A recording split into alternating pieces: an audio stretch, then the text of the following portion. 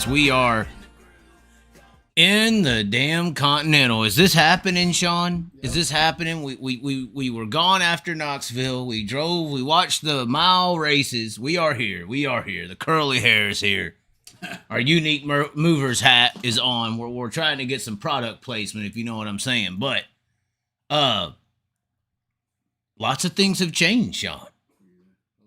A lot has changed since we were at the Continental. A lot. I mean, I've seen 160 mile per hour cars go in the corner for one, but then Scott Bloomquist died. How did this happen, Sean? Well, I guess we know how it happened, unfortunately, but sad situation. It's not the best. No, it's not the best. But we do have this is BLOOMQUIST Memorance night. I don't know if memorance is a word, Sean, but it makes sense to me, and that's all that matters. Maybe a tribute show. Tribute show, yes. Yeah. And we're gonna have people and anybody who wants to call in. Obviously, unfortunately, we put the wrong thumbnail on the damn video, so it's like Inside the Night episode, it says. But we do actually have a video that has came out called Inside the Night BLOOMQUIST Show. Let me show you what I'm talking about here. And this is a behind-the-scenes, I would say, behind-the-scenes video that I've had for years. Me and Scott Bloomquist going on to the Vegas Strip. You got to see a little bit of the preview. It's pretty funny. There's some funny moments in there. Yeah. Me and Scott Bloomquist, we and his team, his buddy Fireball there, Russ. We go up into the 60th floor of the penthouse. We talk about how he ran the streets of Vegas in a Lamborghini and won 195. We go out for Asian women, and I told him to leave Kyle alone. Lots of stuff in this video. It is on the channel. Inside the Night, Bloom Vegas, Night on the Strip with Scott Bloomquist. We put it together all the way, 21-minute show, and it's 21 minutes of entertainment. It was like 4 a.m. We're in a limo. That's how deep it went. You was like, what time is it in there? We end up in a damn Mercedes-Benz taxi. I mean, this is some crazy stuff here. Some guy won $59,000 on a slot machine. This happened. But anyways, it is on the channel right now, ladies and gentlemen. We are going to end up opening lines here very soon so people can call in. We do have a new number, by the way. And with this new number, we did take the time to have the call-in number, the area code of Mooresburg, Tennessee, right? Yep. It's the same town of Scott Bloomquist where he is from. So we are going to be having the lines open here in just a second. Let's see if the chat is doing anything. I know it's been a while since I had a live on. We got new overlays, though. I took a little time to put some overlays together. Let's see if we can get y'all's chat up onto the screen here just a second. I think that's it. Yes, there we are. What's the Chaz? What's Chaz was waiting on? This one, wish you could have had him on the show and see what's up with the aliens. This is true. I did want to have an aliens discussion with Scott Bloomquist. I really did. But now I get to have the same discussion in the mountains because we know that's where he's at. We know that this Scott Bloomquist is not gone. He has been transported, guys. He's been transported. I mean, that's happy thinking, right? I mean, if the aliens are real, maybe he just wanted to go. Or some people say life after death is like you become an alien or something, or an angel or a spirit. People think Elvis is still alive. I mean, and he did die on the same day as Elvis, or supposedly died on the same. I guess we got to say that. People do think Elvis is still alive, guys. And it was odd that he did, or this happened on the same day as Elvis. So this is very interesting. Could Scott Bloomquist still be alive, Sean? Do we even talk like that? I mean, that's not good, but we can hope, right? We can cross our fingers that he's on the other side of the ice wall. The earth is flat and he leveled up. I mean, I'm hoping. We could think that. Oh, God. I'm trying to, this is one of those situations where you either laugh or cry, and we're trying to laugh, ladies and gentlemen. We're trying to laugh as we get bombarded with dogs. Once again, this is why we had to leave the establishment. No dogs or bitches in the Continental. No, I'm just playing. But anyways, we are going to be opening up the lines here very soon so that everybody can talk about it. Scott raced. Let's see here. What we got for some comments? Hopefully the internet's good. Yeah, we're still good. Michael Jackson is alive too, they say. Rest in peace to the GOAT. Been too long, Chaz. Yes, thank you. We're going to try to go for an hour and a half here tonight. We do have those celebratory. We have celebratory. How you say it? Lingenkugels or Dougals? Leinenkugels. Leinenkugels. We have the Juicy Peach in honor of Scott. He does talk about a booby situation or a tit situation in his word in the video that we got, the Bloom Vegas. But then we also have to take a shot, do we not? We have to take a shot. What do we got here? What do we got here? We got to take a shot of something here. Hold on. Shanky's Whip. Shanky's Whip, made in Ireland. We're doing it for Scott. Let's do this. Everybody else get your shot glasses out. I know you're not prepared as we were. We weren't even prepared. I was like, hey, go get the shot glasses. Let's do them. So, are we doing a full shot here? Yeah, why not? Why not? Spoken like a true alcoholic, ladies and gentlemen. You want the full one or the half one? Well, I just did a little half. Half. I mean, okay, 3/4. You're gonna do it. Well, that's what Scott would say. What's the flavor of this? Is this even a whiskey, or is this like some kind of whipped cream stuff? No, it's an Irish whiskey. And it smells like whipped cream. It's kind of sweet. All right. Here on the show, ladies and gentlemen, we are doing shots for Scott. Team Zero. Team Zero all the way. Now, we'll have to say, Sean, oh, God. That's actually pretty good, though. It's smooth. Vanilla. I will have to say, Sean, I have faced a little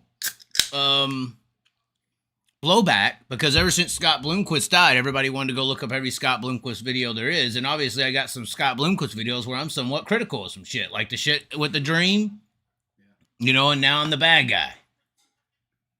I mean, what am I supposed to do, Sean? Can't please everybody. I mean, I mean, nobody, and I say this about Kyle Larson, as much as I may hate Kyle Larson in some ways, and I really don't hate Kyle. You finally came around on this. You're a big Larson fan. He gets it. But I don't want any of these guys to get hurt. That's where I think you cross the line. You know, you had Wade Onger going to Facebook this last week and basically, in my opinion, gaslight fans. I didn't appreciate it. I like Wade Onger a lot, but he, in my opinion, ladies and gentlemen, Wade Onger gaslit fans because they were booing Kyle Larson. And he used Scott Bloomquist to gaslight him. It was like the most extreme psychological. I did lose a little respect for Wade in the process because you used Scott Bloomquist to make the point, and it was very disgusting in a way to me. Very disrespectful. People are going to boo, just like people can hate drivers or like drivers. Right. But when you cross the line, I went on there and commented. I said, when you're throwing stuff at their, you know, T-shirt trailer or beers at them on the track, you know, that's the line where you don't cross, you know. You know, that's something we can all obtain because it's utopia where people want all these fans to be perfect and nobody boos and everybody cheers and strokes egos for the rest of their life. I'll tell you right now, Kyle Larson's got a pass for a long time because he's been winning a lot for a long time and there ain't been too many boos. Traditionally, a guy wins as much as he did in 2021, he would have been booed and had stuff thrown at him by the middle of the year, you know? I'm just saying. So Kyle's got a big pass and he's finally getting some boos, do diligently, and we got a personality gaslighting the fan base. Very disgusting. I don't even want to get. I could get really mad on the topic. When I saw the post, I was really angry. A lot of people, luckily, are logical. But I do think there's lines to cross, just like the Bloomquist videos. I'm not upset at Bloomquist in that way. I never wanted him to pass. I always talked to people who were close. I talked to people. I was receiving phone calls. Did I not? I was woke up to phone. Well, he wasn't here. I was woke up to phone calls Friday morning from people who were crying on the phone, who were receiving phone calls and text messages. I'm not even getting into everything that I know because there is some stuff going on here. There is some stuff. I'm trying to be respectful. But there are things happening that I just don't want to get into. I'm getting upset. We're getting off topic here just a little bit. We are going to start opening up the lines for callers here, ladies and gentlemen. And it looks like we're going to put the screen up right now. There is the number to call. It is Scott Bloomquist Memorance Night. And it looks like we may have our first caller already. Let's see here. Hold on just a second. It looks like we're having an issue with the calling system. Hold on just a second. But yeah, I got really upset about that. My opinions on racing is my opinion on racing. I don't wish harm. And I don't think a lot of those fans who are booing out there wish harm either. And that's a very important point to be made with that post that I'm referring to in this. So once again, in remembrance, 423-616-7673 is the number. We're trying to work out this. We haven't used a lot of our call-in information in a long time. We're trying to get it all rolling back up. I think we have it figured out finally. Let's see here if we got our first caller in on the line. I think we do. Hold on just a second. Hello. Hello. Are you there? Yes, I'm a random caller, and I've heard about your show, and I had a couple Scott stories I wanted to throw at you. Are you do you have time? Of course. We just started the show. We're planning on being on for an hour and a half, maybe to 11 o'clock Central. Yes. What's your name? Where are you from? I'm from Wichita Falls, Texas, and my name is Greg Dethridge, and Okay. I have Dethridge Opticians. We do some racing glasses, and I've known Scott a while, but we have done. Why does that Dethridge sound familiar? Hold on, I'm not meaning to cut you off. I know you're. Is you said optics? No, optician. Dethridge Opticians. I don't know if you've heard. Jonathan Davenport uses our optics. I don't know if you heard of him. Of course I've heard of him. Don't be Chris a smart ass now. Are you trying to slap me around on my own show? Come on now. No, I'm just saying. But our optics, we sponsor a lot. We're involved in a lot of series, and the racers and the race fans use us. But anyway, the story I was going with this was Scott called me out of the blue about 2 weeks ago and ordered a pair of glasses. He sent his prescription to me, and it hit me hard, because he was looking forward to. He thought it, when Jonathan got his, he started winning. When Madden got his, blah blah blah, and he really thought. So you're that the was HD guy. The HD. They say they got HD on now. I remember that's the famous line from Davenport when he won with the glasses. He's like, I got HD on. I can't believe I didn't do this sooner. Well, that's me. But yeah. But I was so excited for Scott, and he was so excited to get them. And then when I heard the news, it's just devastating. You either liked him or you disliked him, but you were there because of him. And I'm worried about the sport in a way because you know what? When Earnhardt got that, he was the Earnhardt. You loved him or hated him, and what a great personality for the sport. But I think he inspired the late model crowd to keep a little bit of a personality. I think our issue in sprint car racing is, the NASCAR idea, the Trickle, Jeff Gordon style guy has always been the representative. And it seems like the sprint car world is trying to be more P's and Q's behind the camera. Whereas Scott, in late model racing never really had that NASCAR effect. And I feel like you got your Tyler Erbs and your guys who are vocal because Scott Bloomquist represented that more. Be yourself on camera, and who cares what the fan thinks? But I thought it was so cool, the outreach of people like Kyle Larson tweeting, and today when Reddick won the NASCAR, and you got, he was known, everybody knew him. I mean, the personality. But anyway, I was so looking forward to him to being our next winner out of the box, and so was he. He just said this is, and anyway, it's kind of hit me hard. So I wanted to call in your show. You do a good job. You put a lot of people on the spot, but I like that. And I'm good friends with Donnie Schatz, and I called him today and said, hey, I said, you helped Chaz. I said, I want to call in and tell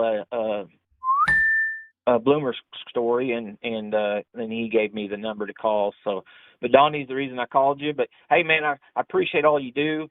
Man, we're gonna miss Scott. Scott was just.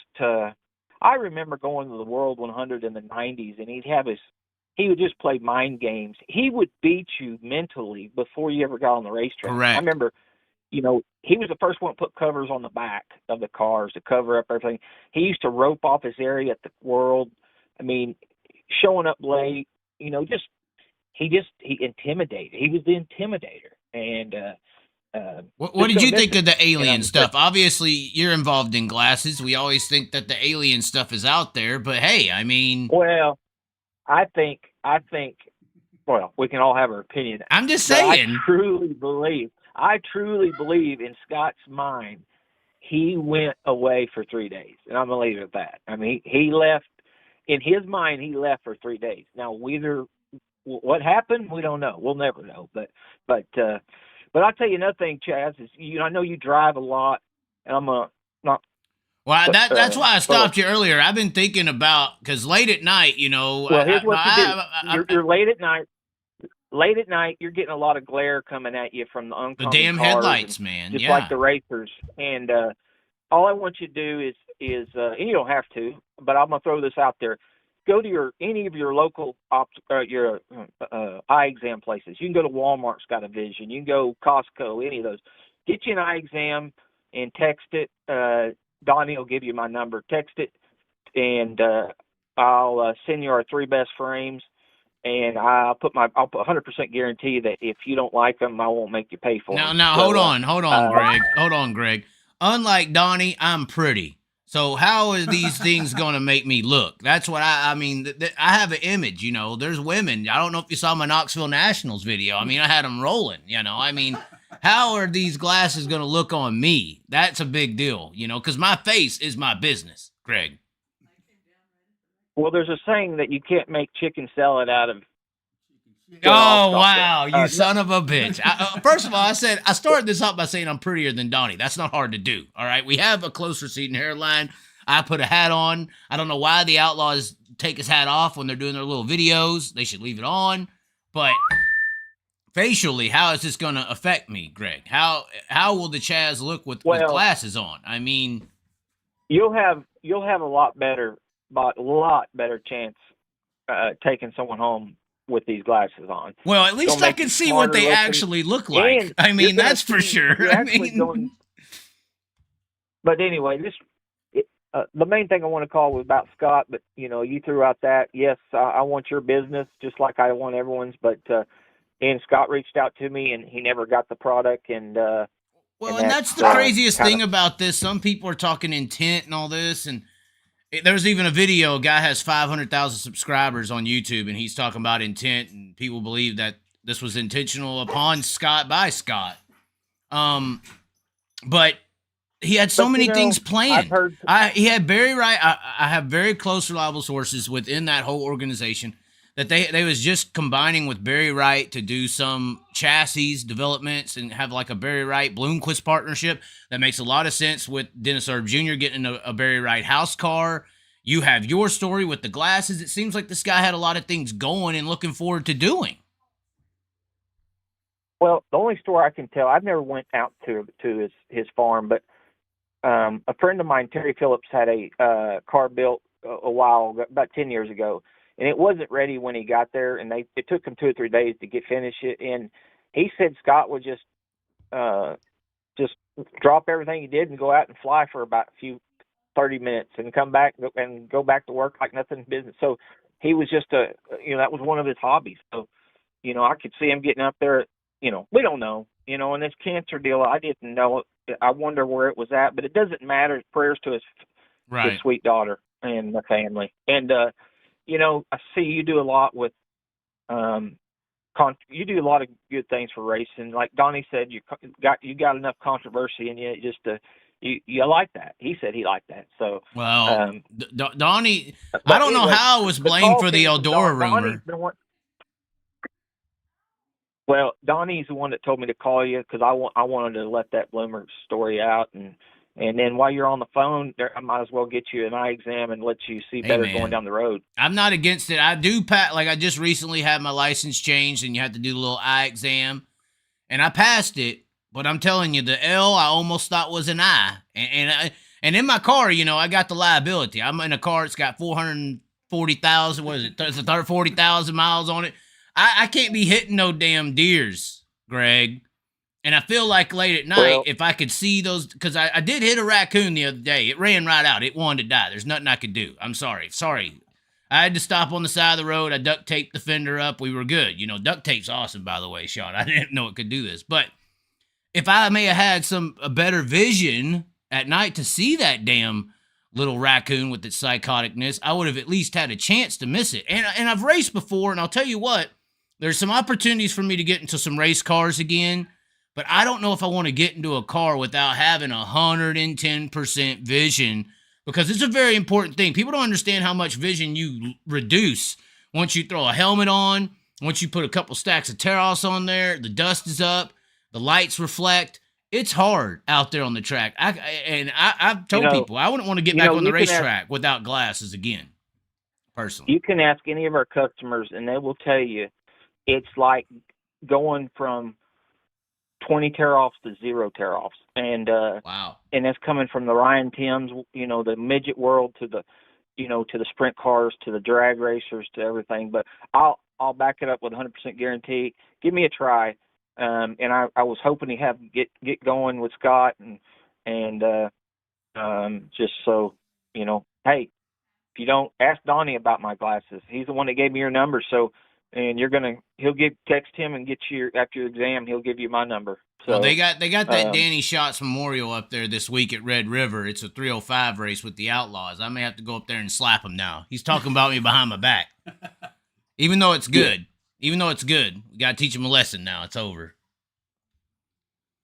Well, I'm joking. Any other Greg. things? I'm joking. I know.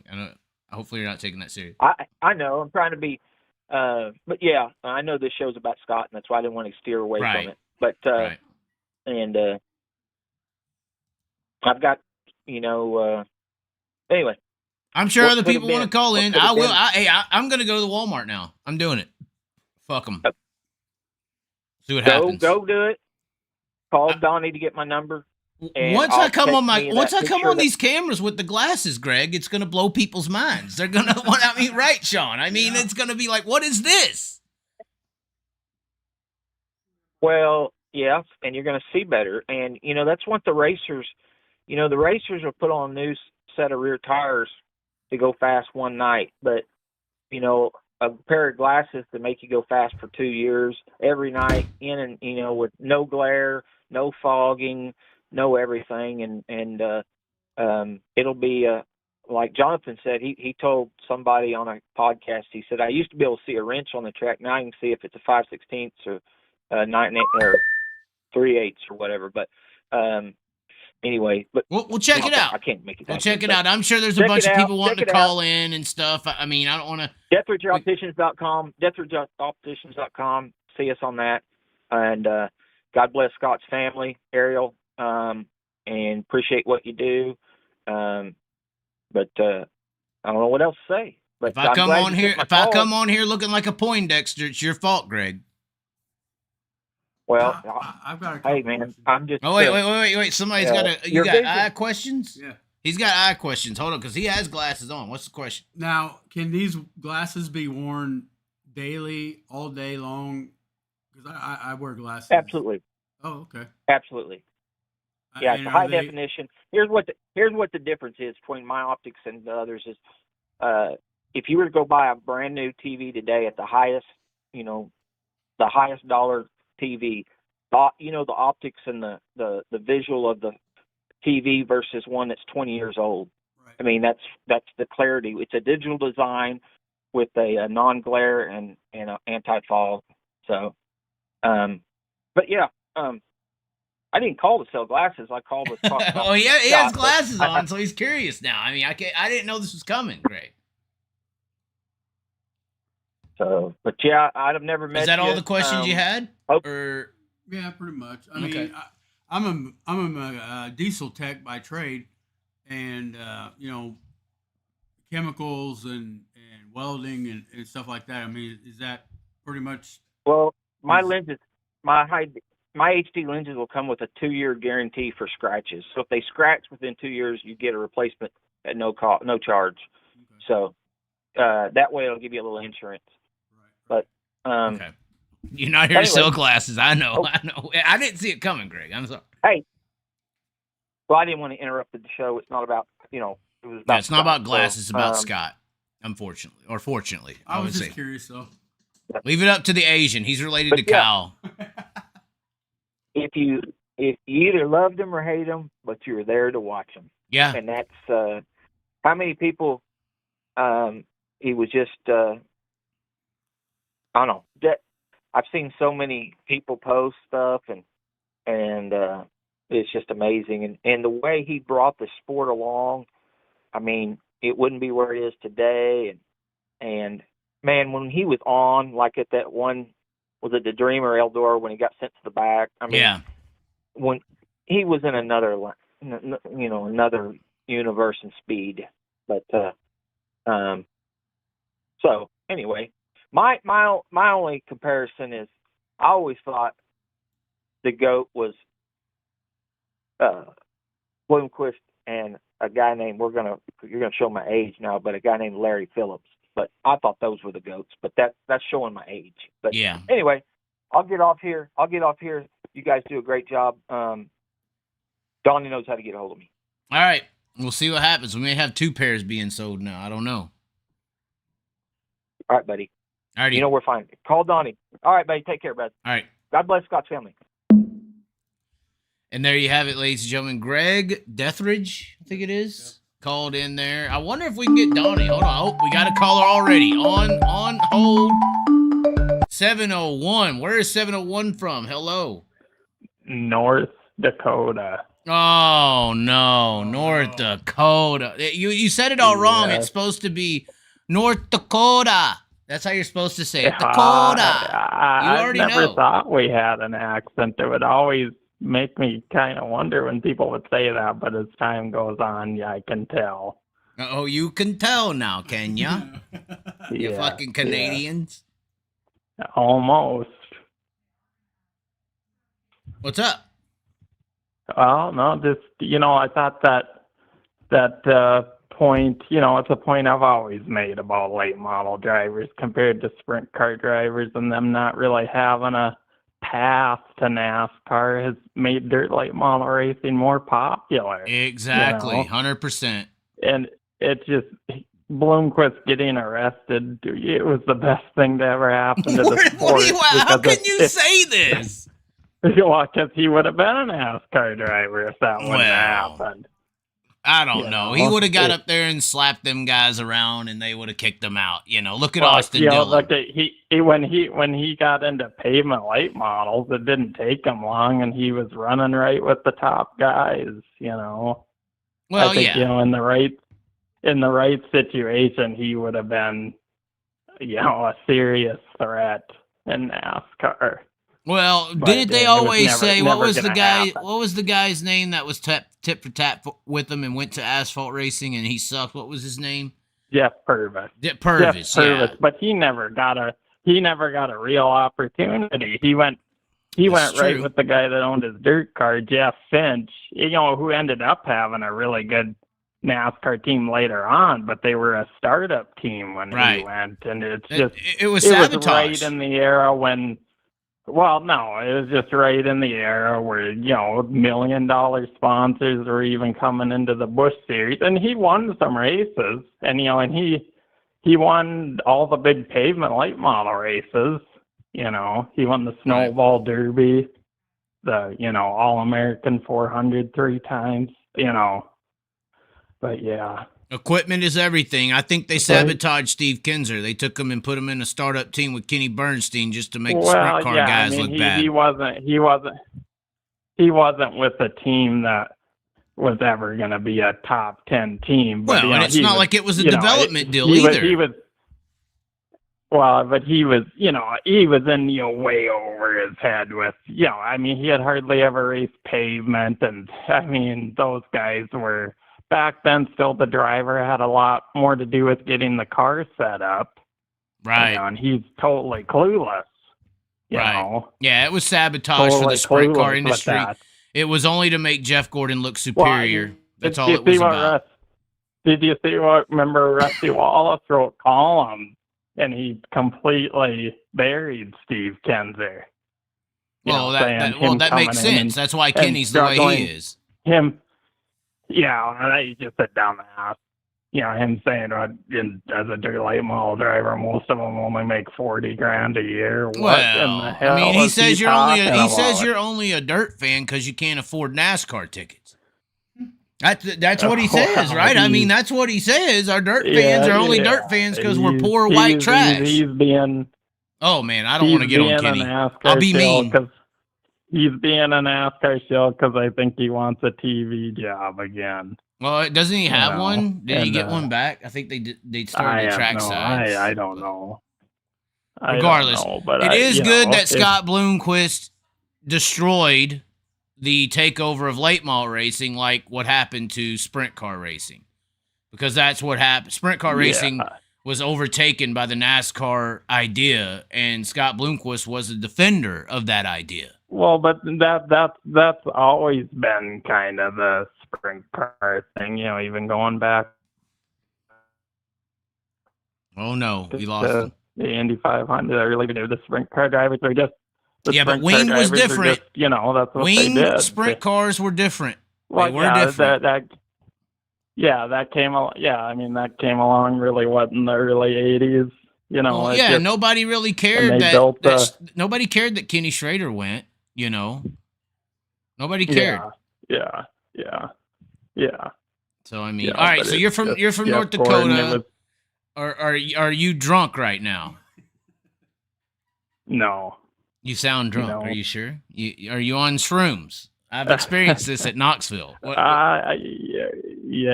Oh my God! Come on. If you're on shrooms, you're celebrating Bloomquist's life in more than one way. Trust me. Oh yeah, celebrating the way he would. Oh yeah, exactly. No doubt about that. Oh God. No doubt. So are you going to the outlaw race this week? I probably will. I haven't. What the fuck else are you gonna do up there? Freeze? Fish for walleye? I hadn't been out to the racetrack out here. Yeah, I hadn't been out to the racetrack out here. I went out last year for the outlaw late models and sprint cars, but that was the first time I had been out there, and I don't know how long. Wow. That's scary. Haven't paid attention to the local racing in a long time. Yeah, it's hard to up there. Beaver Dam just announced they're done with weekly racing, and it's event-based only. Well, that's quite a ways away. Yeah, but what was the deal up there? Don't they have two tracks right across the street from one another? It's not that bad. Up in Yeah, well, wasn't that basically what it was? I thought that's what the deal was over there, didn't they? Yeah, I don't remember, but I thought I thought it was. I don't know if dirt racing is sustainable for weekly racing anymore. It may have been sustainable for weekly racing where there wasn't much to do, but it's not. That's what it is. It's just events work. People out. Events work big time. Yeah. The big show. Oh, there. Yeah. Like, I think the perfect schedule for a track is probably 10 events a year. Not 20 weekly races and 5 big events, but 10 events a year. And that works. Yeah. Yeah. Yeah, it's just who knows? Who knows what's going to happen? It's who knows? Well, this is a Scott Bloomquist Memorance night. We're not trying to hijack it with shrooms and North Dakotas. So, is there anything else you want to say about Scott? We got to get some people calling. I'm not trying to push you off, but it could be a long line. Yeah. I think I'm losing you anyway. Okay. All right, bye. What just happened? I was trying to be nice about it. He guilt-tripped me. What is his name, Jenna? Come on, guys. Line is open. Wow. Unbelievable. Line is open 423, which is the area code to Mooresburg, Mooresburg, Tennessee. 423-616-7673. The number is on the screen. Let's hear you call in and give us some explanations. Please don't be drunk on shrooms. That's our only request. Let's see what the chat is doing. Somebody said they're going to Lernerville. Going to Lernerville Wednesday, because Lucas Oil is going to Lernerville Wednesday, and then I believe Port Royal this weekend. And World of Outlaws is going to Atomic. Late models, that is. Sprint cars are going to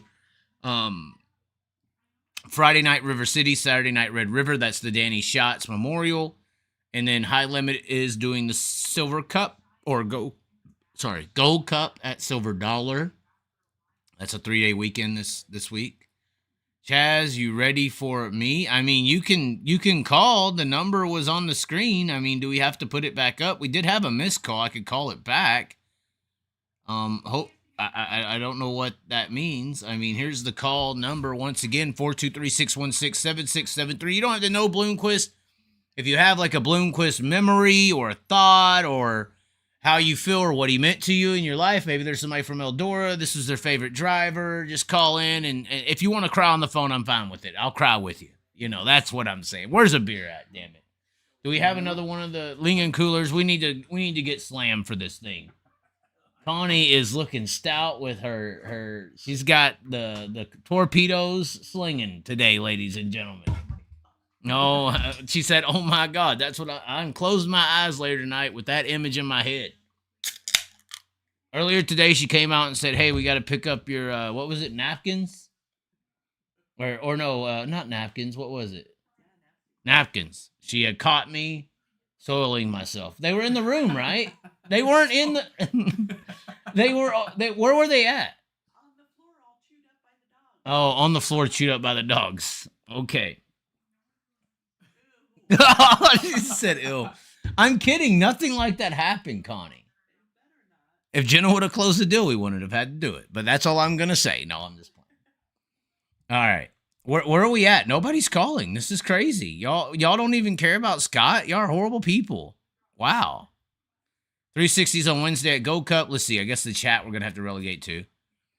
360s on Wednesday at Go Cup. Where's the 6'6" chick? That is a done deal. She's in the video. If you want to see the 6'6" chick, she's 6'2", by the way. Stop being mean. 6'6" chick. She's in the video. You can watch her as many times as you want. I have plenty, and I can't continue what I have to say. The guy on the Aviation channel on YouTube said he did it on purpose. I don't believe it. That's the video I'm talking about. It's got like 200,000 views on YouTube. And the guy does say that there was intent to the situation. I don't think that's the case. Is there potential it is the case? I mean, we don't know. People are, you know, like I said in my video, you never know what people are actually going through. What they're thinking, what they're feeling. The Aviation guy on YouTube, I'll bring that video up. This guy basically, he's an aviator guy, but somehow he does reference that this was intentional. Ball of Michael Caine. It seems that maybe we won't play this. If we can get somebody to talk, that'll be fine. Oh no, 502. Who is it? Hello. Chester Marr. What? Customato? Chester Marr, M-A-R-R. Chester Marr. Okay. What's going on? How you doing? What's going on? I was just watching, I guess it's your program, right? I assume so. This is scary. Are you taking me down? Or? Okay. I was just calling in because you said to call in if you had any yes. stories about Scott Bloomquist. Correct. And I have a couple, maybe three. You want to hear them? Are they good? I thought they were good. Okay, I was scared. I thought he was about to say he took my ex-wife in '84 or something. I don't know. I'm scared. I'm sure. I'm 80 years old, so you have to... Oh, come on. I'm gonna call him back if we lost him. I'm getting okay. so old, I can't handle it. But the story I had to tell was I was at Pennsboro, and he was probably in his early 20s. And he's totally opposite of what I was born and raised in the country, and he's didn't think he was hippie looking. He was a clean cut guy, but he had swagger about him, and the long always, hair. He talks I about loved the way this. The long hair. Yeah, and the way he walked. Oh damn! The guy's having some bad connection issues, I guess. It's not on our end. Not on our end. I'm interested on this damn story. Damn it! I was getting into it. What the hell? What is going on here? We'll see if we can figure this out. I'm interested in this story just like y'all are. I'm not sure what happened. Try to get him back.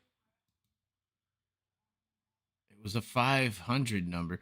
If you could call back, I do not have the number on the record. Damn it, that was a good man.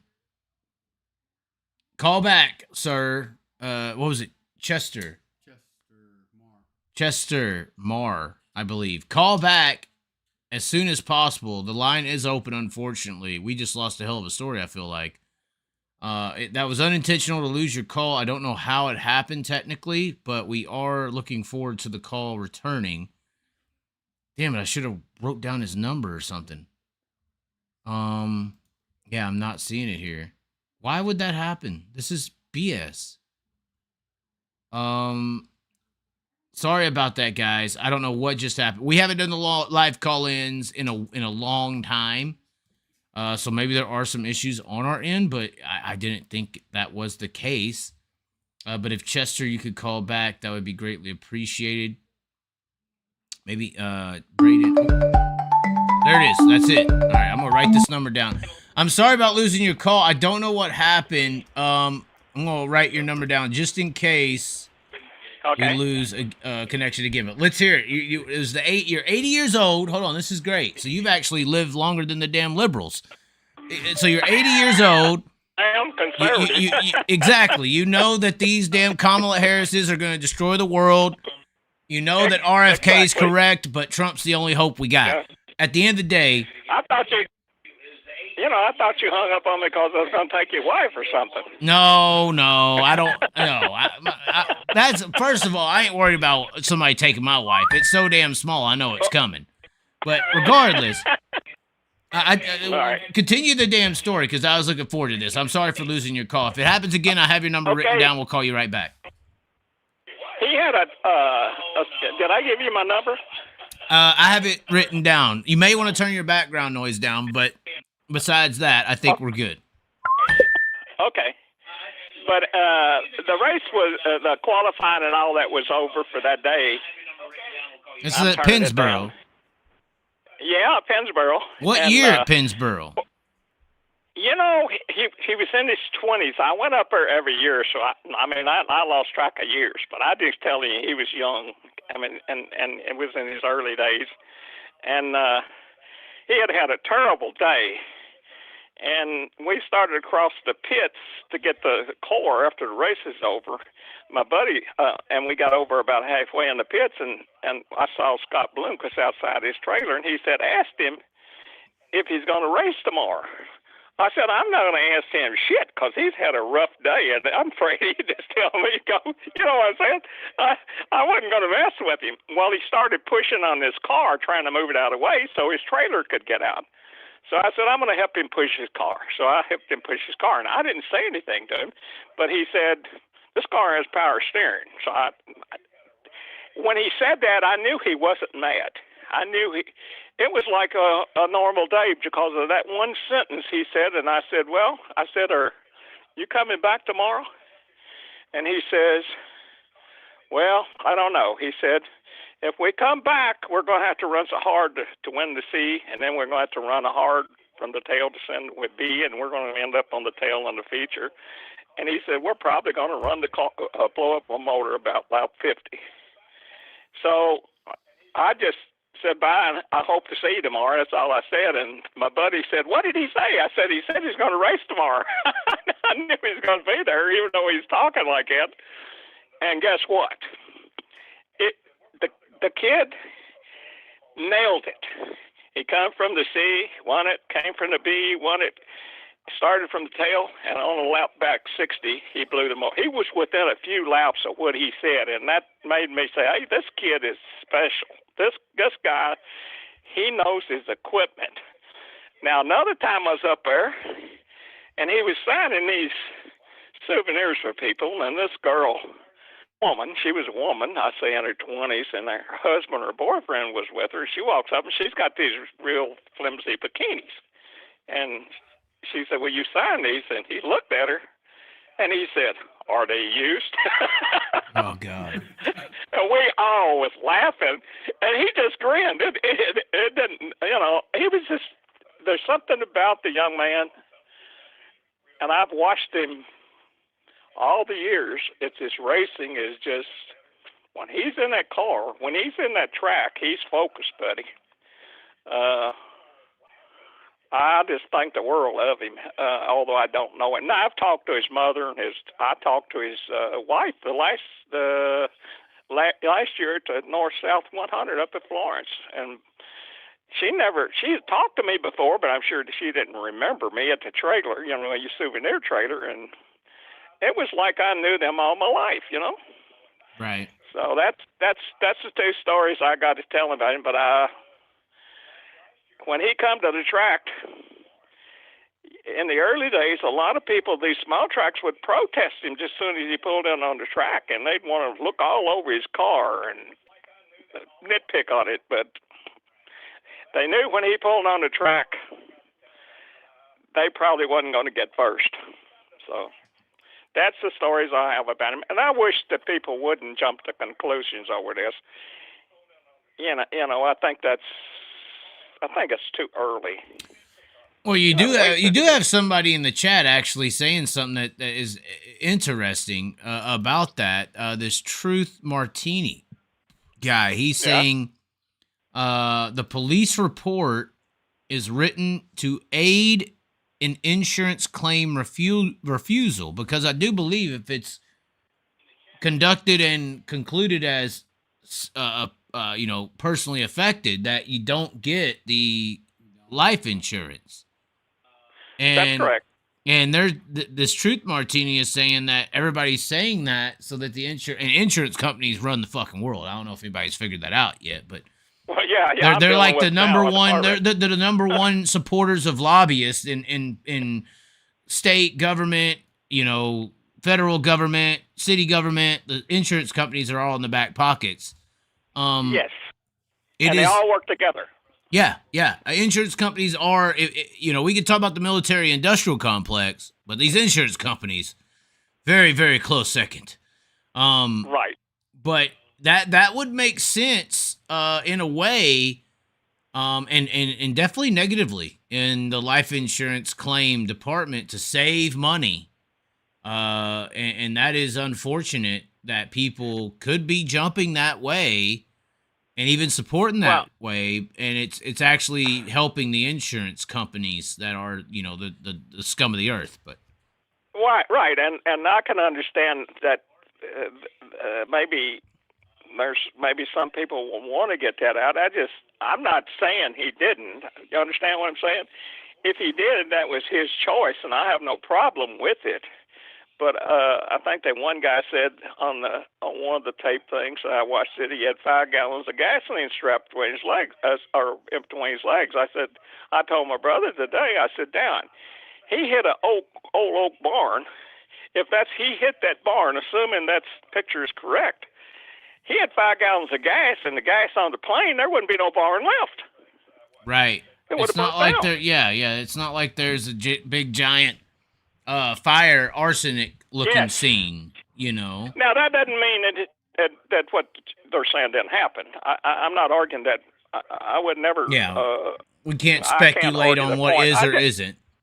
Right. I just, if he did, it wouldn't hurt my feelings of Scott Bloomquist at all. And I'll tell you this: I love all the dirt racers. I used to go and pick out a guy. But I found out if that guy got knocked out of the race, your day was ruined. So I just love them all and root for them all.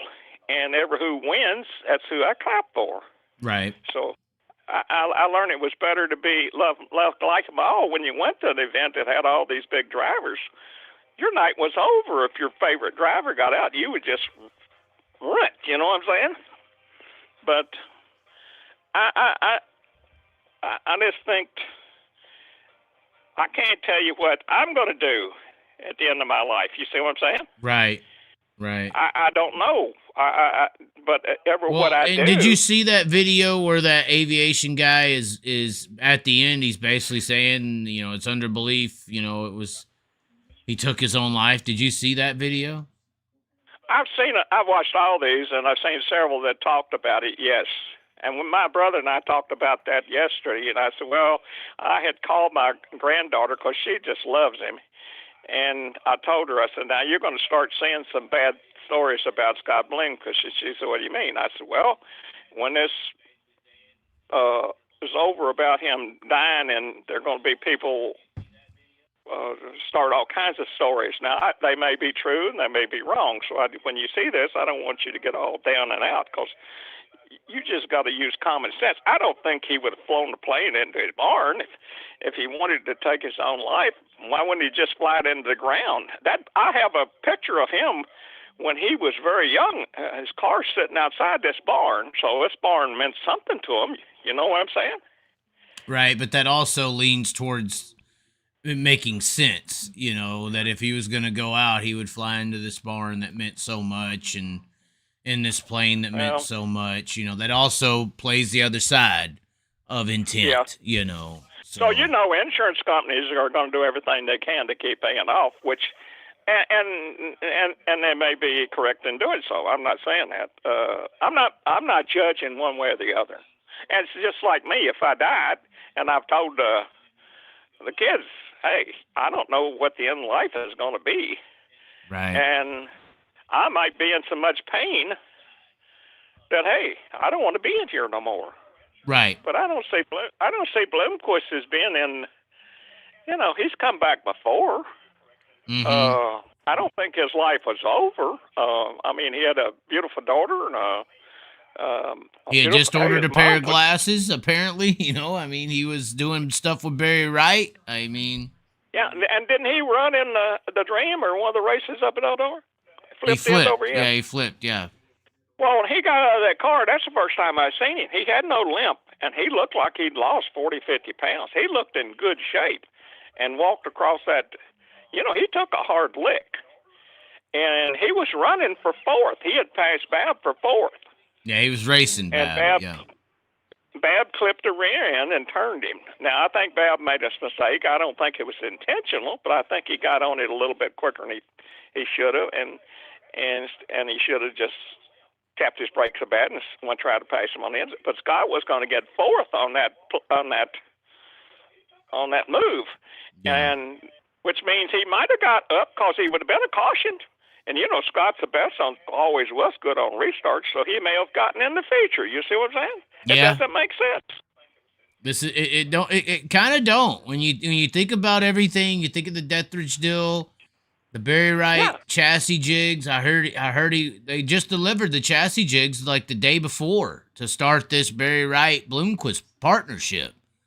Well, I didn't know if it was going to be there on his place, but I had heard something about the Barry Wright and him get together. And well, I know a guy who delivered the damn jig to Bloomquist, so to make that partnership a reality. So, it does not make sense when you think about what was coming to look forward to, and intent. The insurance company deal makes a lot of sense. If people want to find the problems in the world, go look at the insurance companies. Yeah, and they don't want to pay off. My wife got hit in the butt in May. On a 5-lane road, a guy hit her in the butt and ran. And I still ain't got the paperwork to saying what they're going to do. So they don't like to pay money out. So I can see them wanting to take that side, and they very well may be right.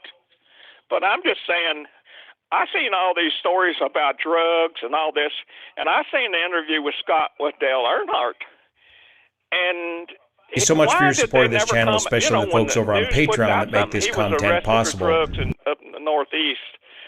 And I thought he was in jail for a while and was really in big trouble over that. And he said it was no big deal. He spent the night in jail and got out. They dropped everything. But nobody ever heard that I didn't hear it in the dirt racing world, and I read all the articles I could read about him. Right. I'll tell you another story about Scott Bloomquist. I got Dirt Late Model Magazine, Digest. You remember the Dirt Late Model? It's the best book they ever printed, and with COVID, they went out of business. Well, I started reading back in the old ones, and there was this interview, and Scott was young, and Davenport was younger. And Davenport would pull into pits and park beside of him. I guess he would give him tips and stuff like that. And there was another guy, and he made a prediction. I can find this in the book. And you know what he said? He said Davenport and this other guy, and I can't remember what the other guy's name was because he quit racing. He was doing okay, but he quit. And he said Davenport has the ability to be a superstar. Now, he said that when he was young. Right. He knew talent. He knew. Well, and Clint Boyer wrote Davenport off. Well, Bloomquist said that in this interview in Dirt Late Model Magazine, that Davenport has the ability to be I believe a superstar in dirt racing. And I thought, how ironic was that? Because when he was driving number 6, he kicked everybody's butt. You know what I'm saying? So he knew talent.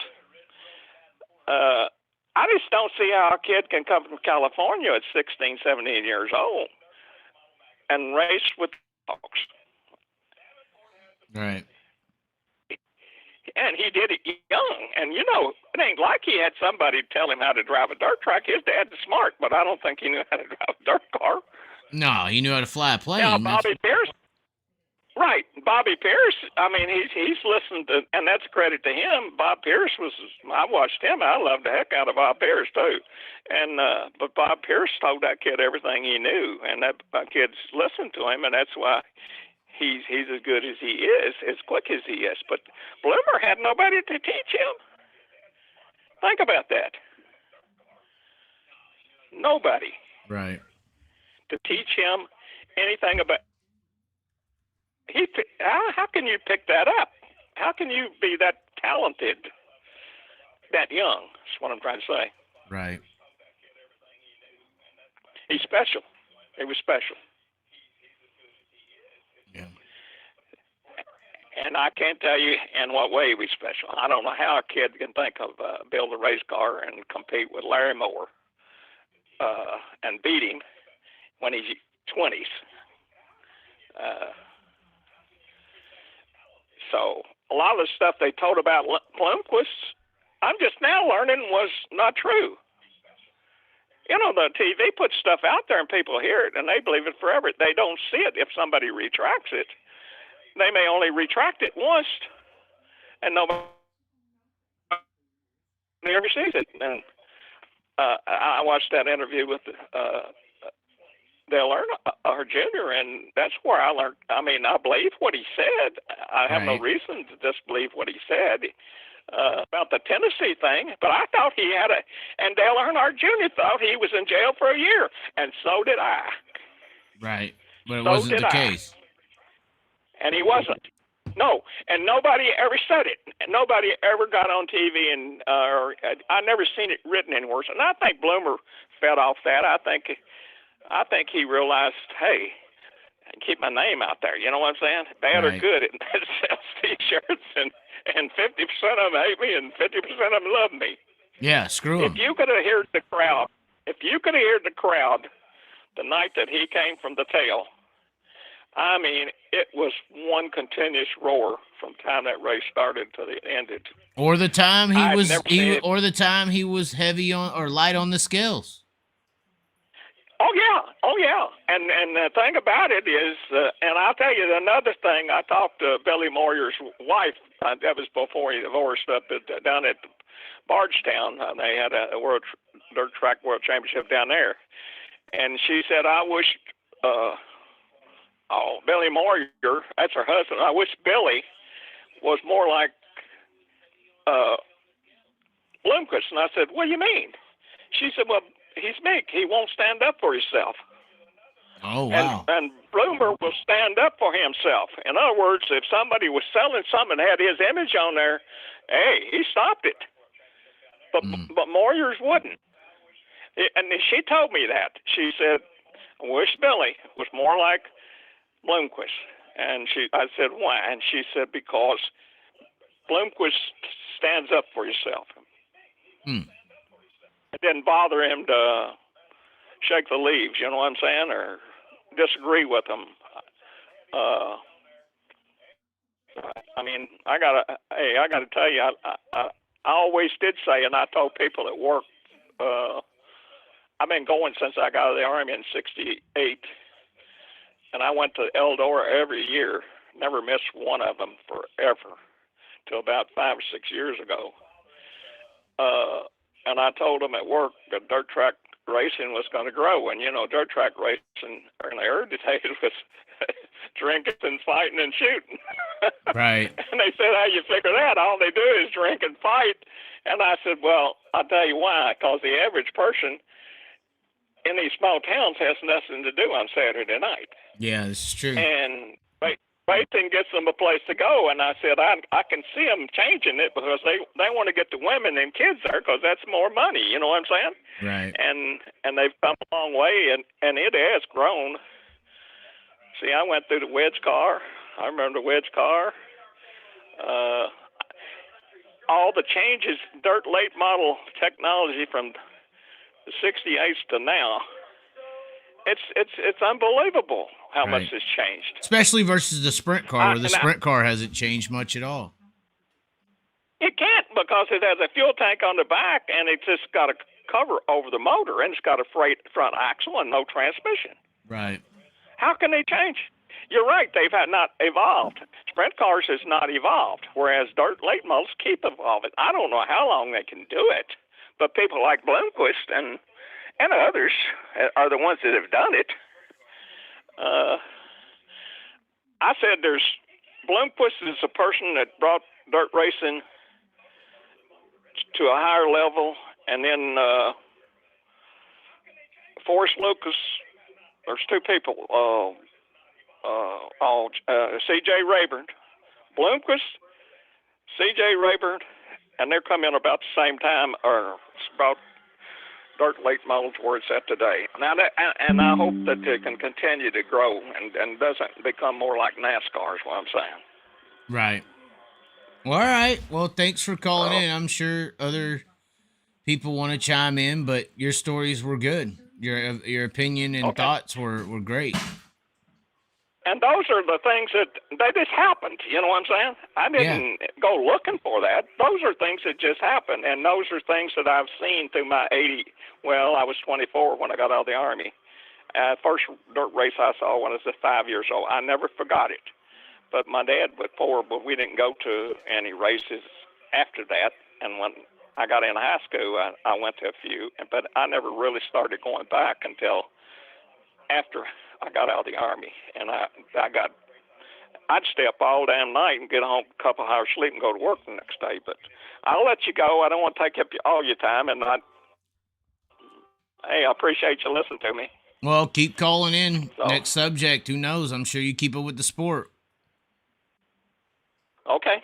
I'll keep up with it, but I'm just not going to be able to go. I got health issues. Well, like Flow and Dirt Vision are there, you know, so. Okay. I appreciate you talking to me.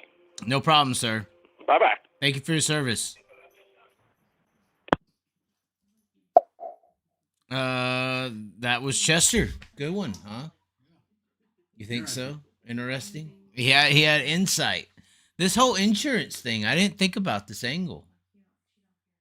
Did someone murder Scott Bloomquist and frame it as a potential purposeful act? Although we did have very good points in here. Somebody saying that he was unlicensed in an unlicensed plane. It's like, intent or not, the liability was on the person, you know. So that's bad. That's bad. Apparently somebody's talking about Bubba. I guess Bubba went with the Bubba claims someone recorded the crash, which is a rumor. I have unfortunately heard that rumor.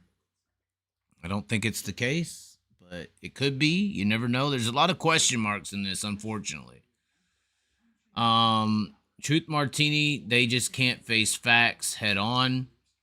I don't see nor hear of a report. If so, I'm sorry. Let's see here. Once again, yes, thanks for your service, Chester. How is it too soon? The report is out. Aviation experts have seen the scene.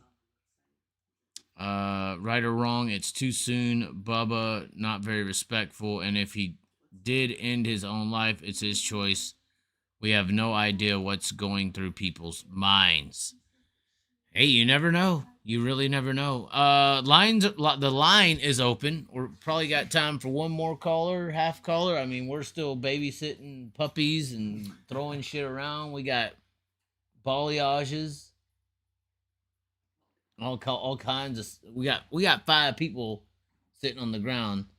2 of them are women. 3 of them are dogs. Oh, they're counting. Look, the dogs are closer to me. That's for sure. But I'm just saying, it's a joke. They're getting mad now. We're gonna be kicked out. This is fine. This is fine. We're only here for so long anyway. Use your words. Nobody's calling. Everybody's scared. If you have a Scott Bloomquist story, just like Chester did, Chester called in. He wasn't afraid to just talk about Scott Bloomquist. Y'all don't have no Scott Bloomquist stories? Are y'all scared of your own voice? This Deathridge guy's trying to put glasses on me. How's that going to look? I'm going to look on here like a Poindexter or something. I don't know. I mean, Clark Kent does take the glasses off and become Superman. Do you ever take your glasses off? Yeah, I can't see. You can't. Do you hate that? Like, that's my worry. Like, if I go to glasses, I feel like I'm a crutch to them then. Like, you'll never go back. Once you put them on, like, the moment you go back, you're, like, blind. I've taken them off to put sunglasses on, but it's still horrible to see. That sucks. Oh, God, we got one calling. A 920. Is this another? Hello? Who's calling? Chaz, Yes. do you have any gummies? No, I don't have gummies. Who is this? Hey, do you know that when I was a kid, people would say that Bloomquist would drive through mud and water to weigh down his car after he won? That makes perfect sense. And I thought it was all urban legend. And then what happened? And What happened, Spike? Well, I talked to my buddies that raced with him in Kentucky and such, and they said, yeah, he would drive. See, it didn't flick over like it does nowadays. Like the center of the track near the infield would be mud. Right. And you could probably add another 100 pounds just by driving and doing donuts in the mud. Well, and that I mean, I remember I was announcing a race one time, a late model guy won, and a dude was mad at him. And after the race, the dude came by and hit him really hard, and it like knocked all his fucking body work, and dirt flew off, and he was light, and the guy who won ended up being light by like 3 pounds. And everybody was like, well, he's probably light by 3 pounds because that dude knocked all the dirt off of him. Well, and down south, they would actually block. They would almost, as soon as he won, they would almost do a block maneuver so he couldn't do these donuts through the mud and force him to the scales immediately. But he still passed pitches.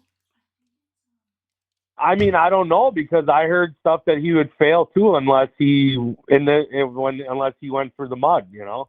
So what's the deal, Spike? Did he do it? That's the question now.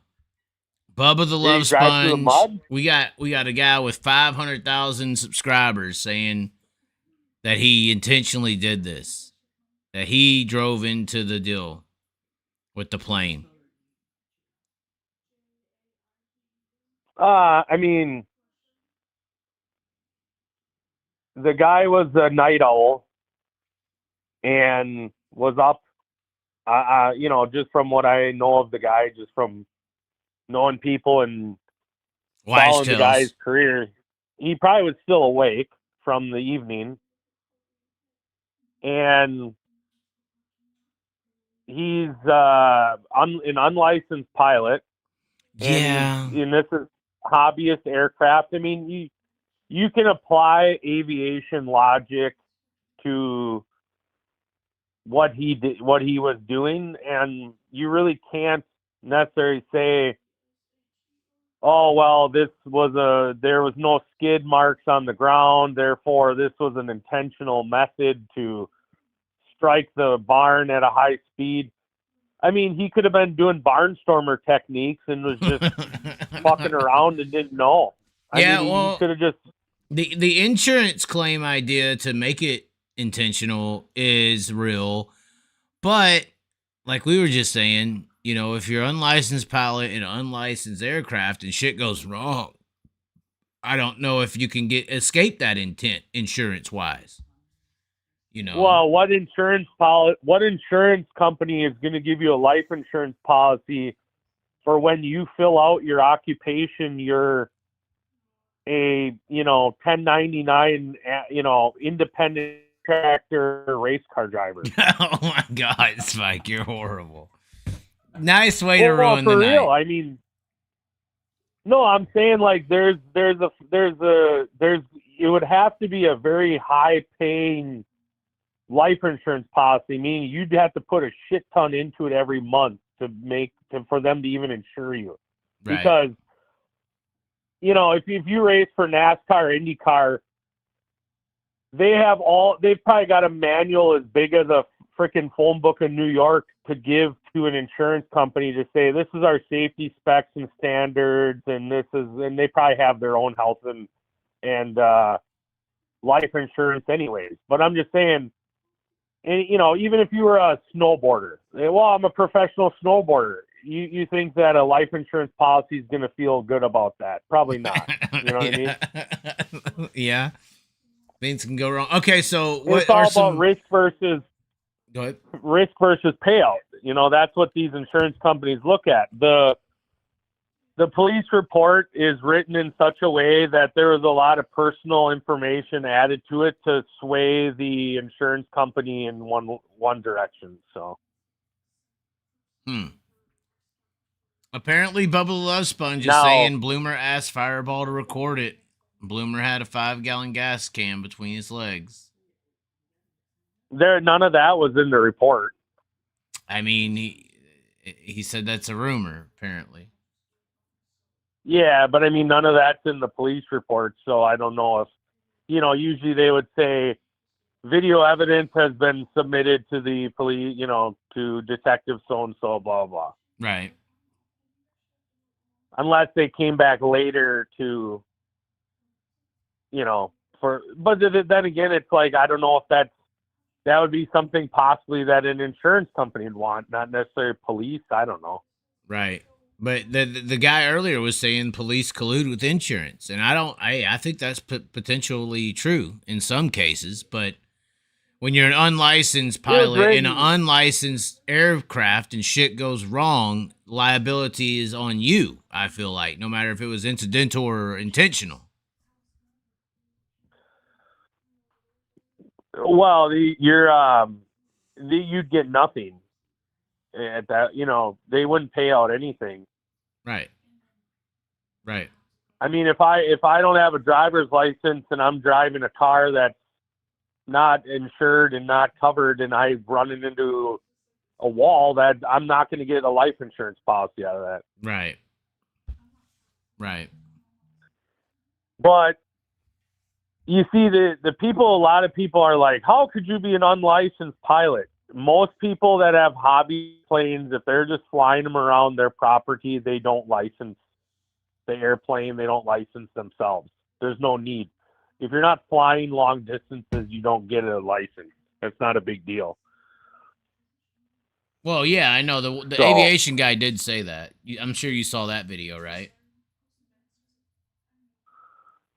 I mean, I've watched a few different videos, but like just knowing enough about hobbyist airplane people, just the ones I've known, like it's a weird deal. Like the laws of flying an airplane versus driving a car are like you could fly drunk, and it's just like you lose your aviation license. Well, but it's not like there's a fucking aviation cop sitting up there pulling you over. You know, it's hard to catch that, which is why people do it.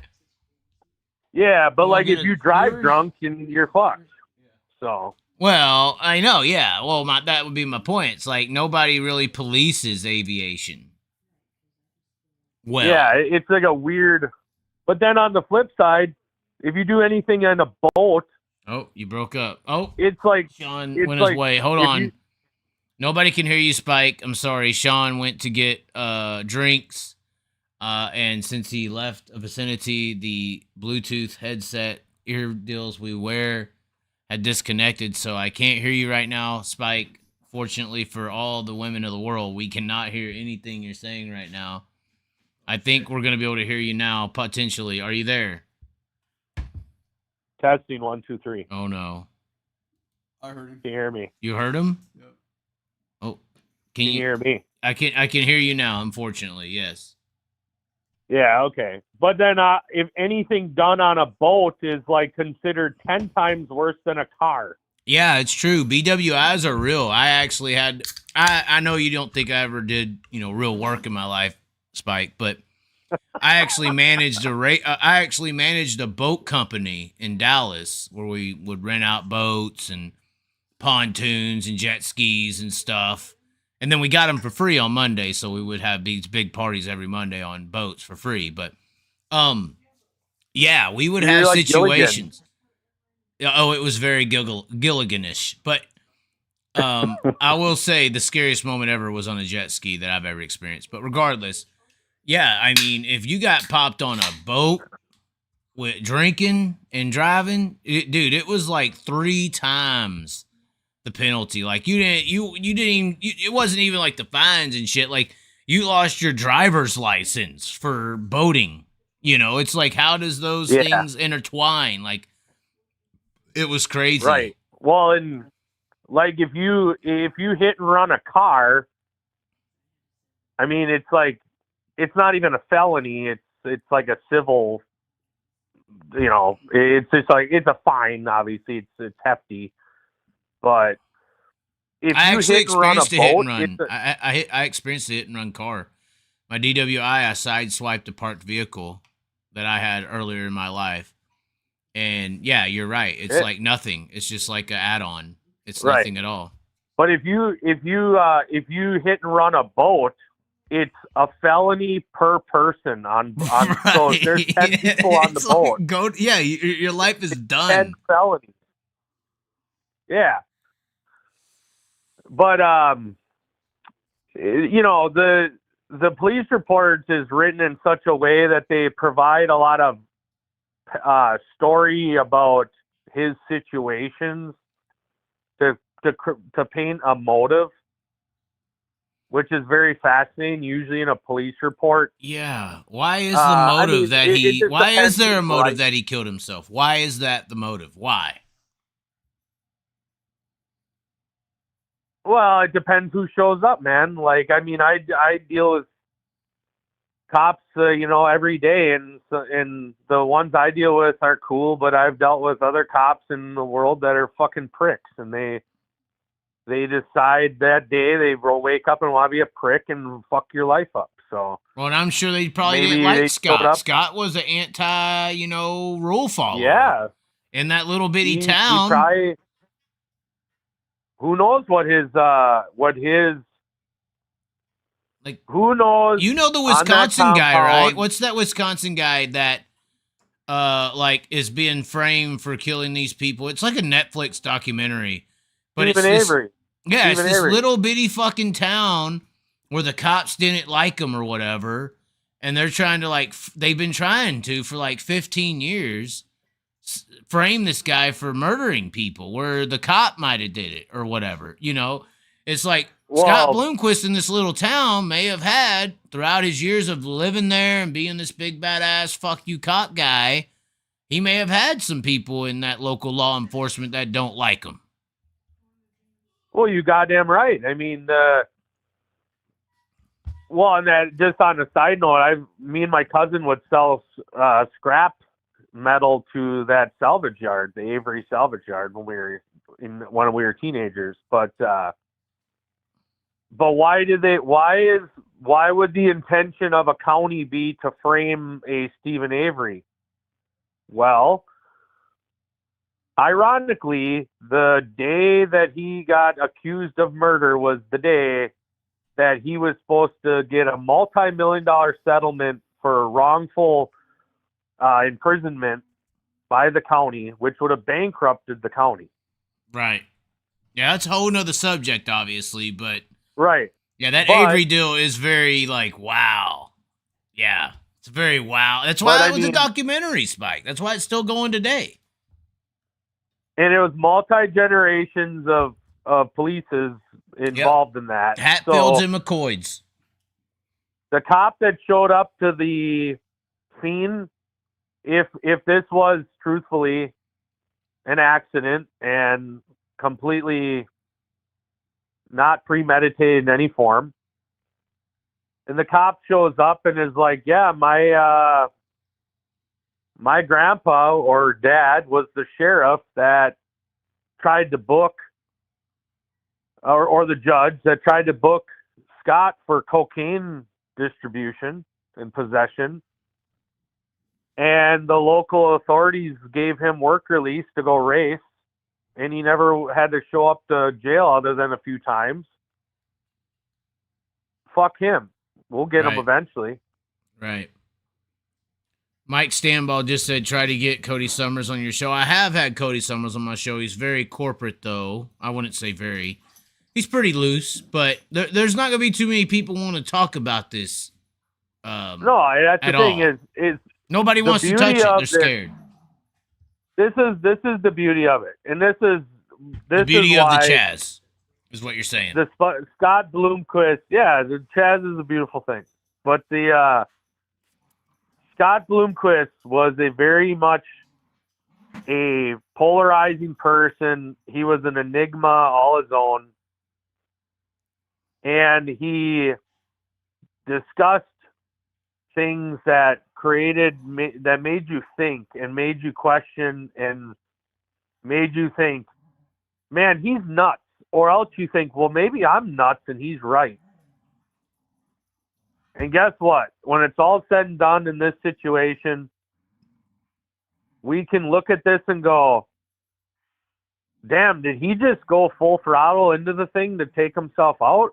Or was this an accident and he just fucked up? Now, we don't know. The conspiracy side of me says that he's not dead, Spike.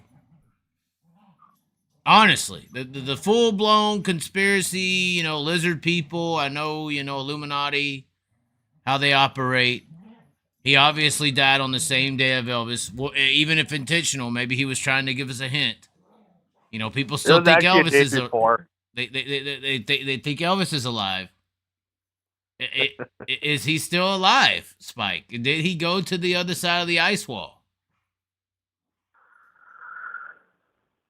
Well, the police report's written in such a way that it just says that it doesn't necessarily say there was a body. Detail.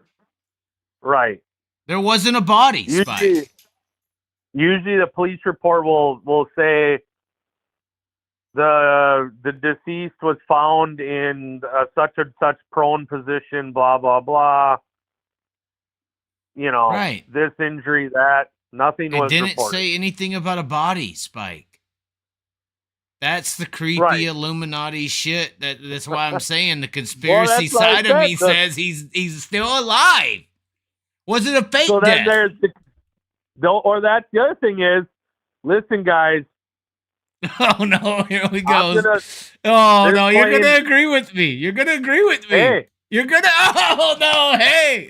call, He call- did. He's still call alive, 911. Spike. Where is he at?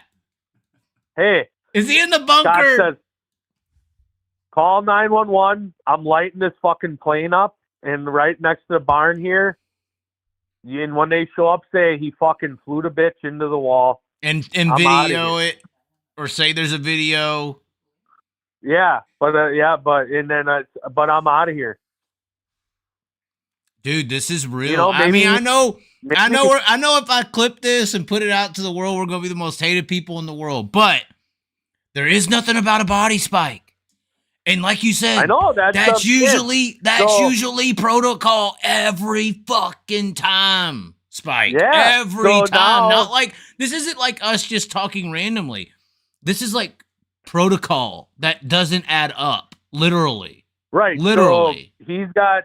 So then the flip that this is the other conspiracies that can be or realities is they call the 911 and obviously he's tight with these police officers that are on shift and Yeah, so the flip side, he And, doesn't have an issue with the call- cops. They're like buddies. yeah. So then they come down and go, huh? Well, looks like Scott must have died in this wreck, huh? Yep, I'll write the report right now. Bro. And they know that he's He's off. Like, chilling with the he hit fucking road. Epsteins on an island, bro. Well, not the Epstein Island. I'm sure there's plenty of private islands, but he's still out there. He's on an island chilling with Prince and fucking Dell Sr. laughing. I've always said this. This is why this fake death deal has true validity. So when you become a celebrity in the world for a period of time and you are so worshipped, and eventually, like Taylor Swift, for instance, or Kobe Bryant, let's use that. You can only feel that egotistical feeling of worshipness for so long. And then it's like, well, I want something more than this. And people come and say, I mean, Jesus was worshipped while he was alive.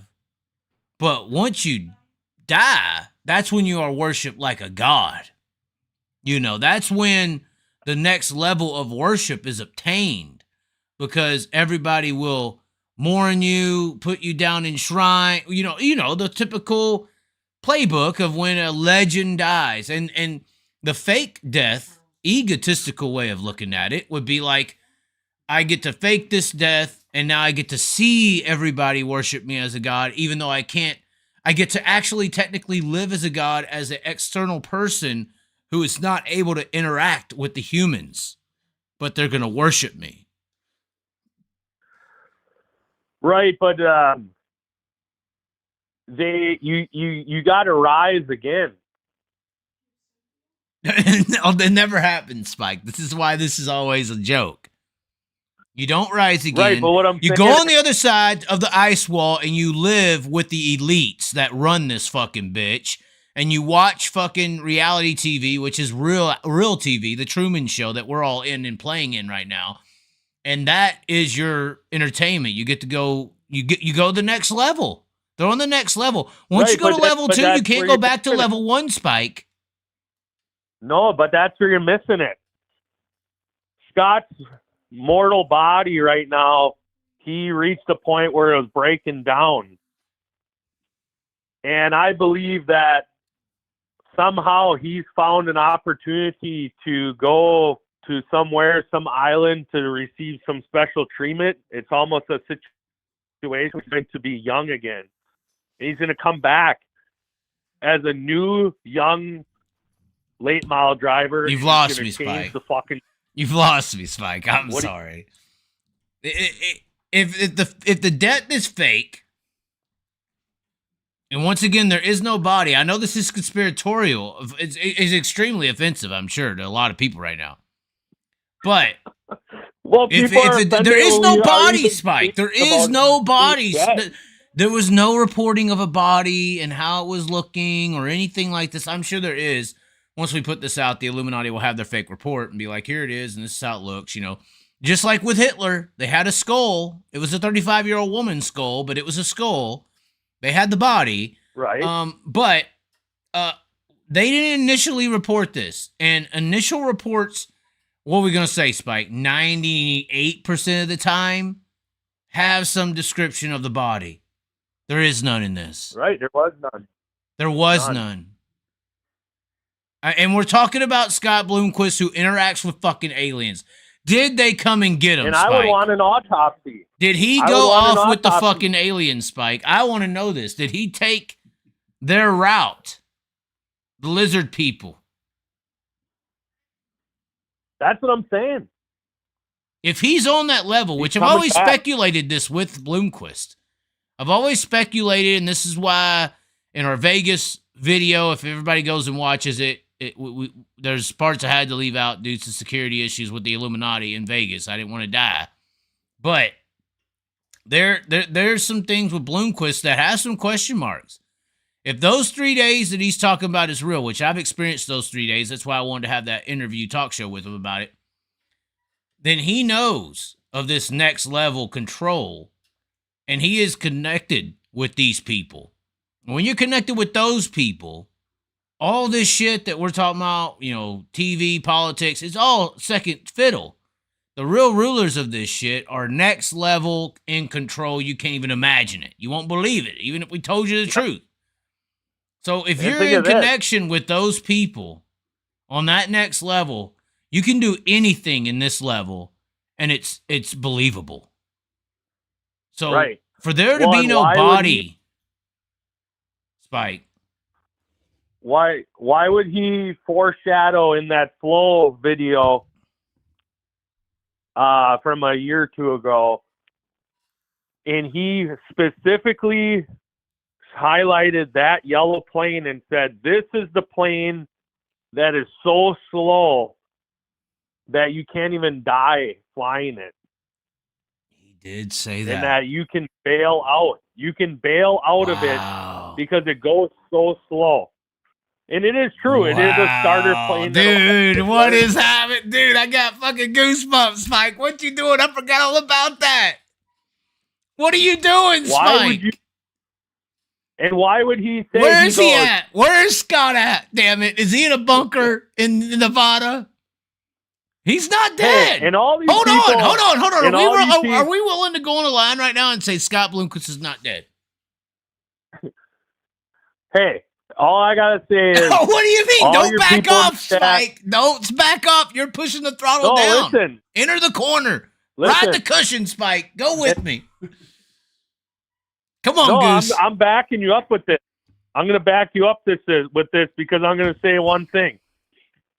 There are people in the chat pissed off that you're even discussing. Oh, I know. We're offending families and passing away.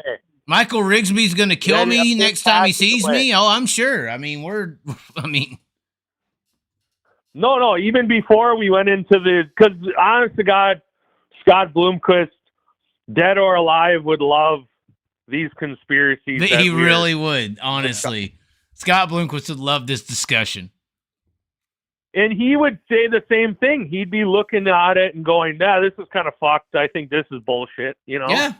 Scott Bloomquist probably would be debating if his own death was real. I agree with this. Yes. Yeah. But all I got to say is this.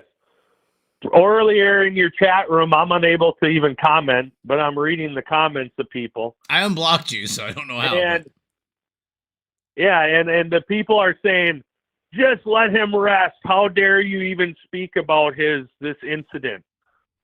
All I got to say is, you stupid sons of bitches sit there and watch highlights of sprint car crashes where guys die in slow motion, the son of a bitch. Yes. So don't sit there and act like you're fucking uttering the discussion of a human being passing away is so utterly disrespectful.